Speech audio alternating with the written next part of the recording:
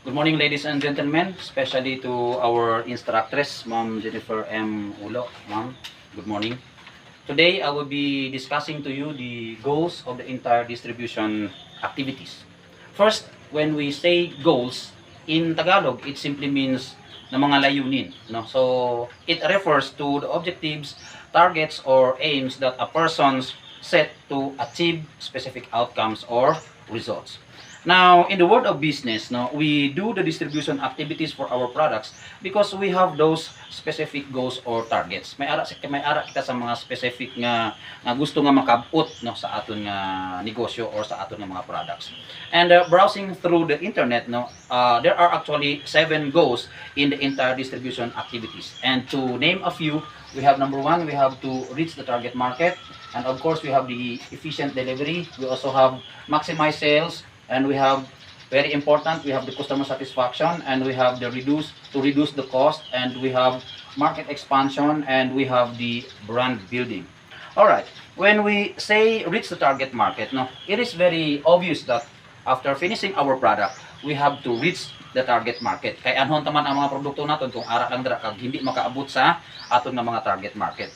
If we know that there is a demand for our product in a certain market, of course, we have to deliver them and choose the right channels and consider the process like transportation and etc. para sa aton nga produkto.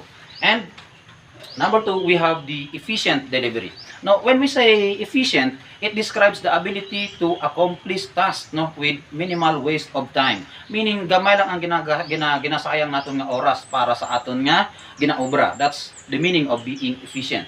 It is also associated with achieving the results in a least wasted manner, and that it is done in a way that maximizes productivity. So, efficient delivery as a goal in the entire distribution activities, it simply means that it is delivering our products on time without losses or damages. Alright? Then we have number 3, we have maximize sales. Now, what do we mean by the word maximize? When we say maximize, it means making something as large, extensive, or great as possible. Or we are trying to increase something to its fullest potential or capacity. So, as one of the goal in the entire distribution activity, to maximize our sales simply means that we are making our products easily available anytime for our customers to increase our sales. And number 4, we have the customer satisfaction.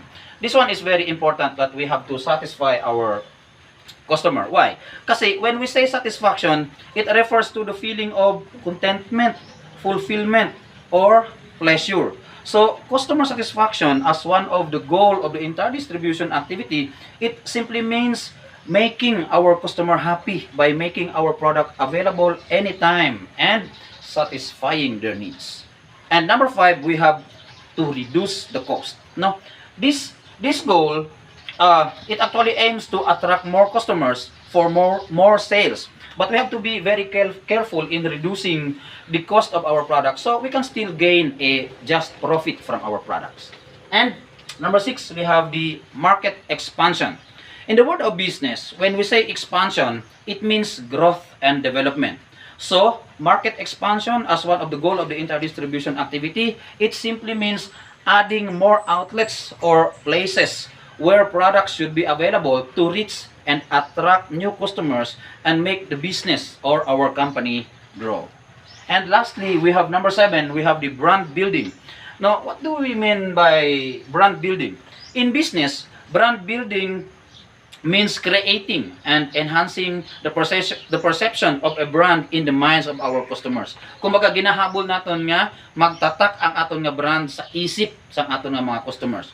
Now, to achieve this number 7, no, this number 1 to number 6 should be observed and should be implemented while ensuring that products are available in the right locations so that customers can recognize it and become loyal to our product. No?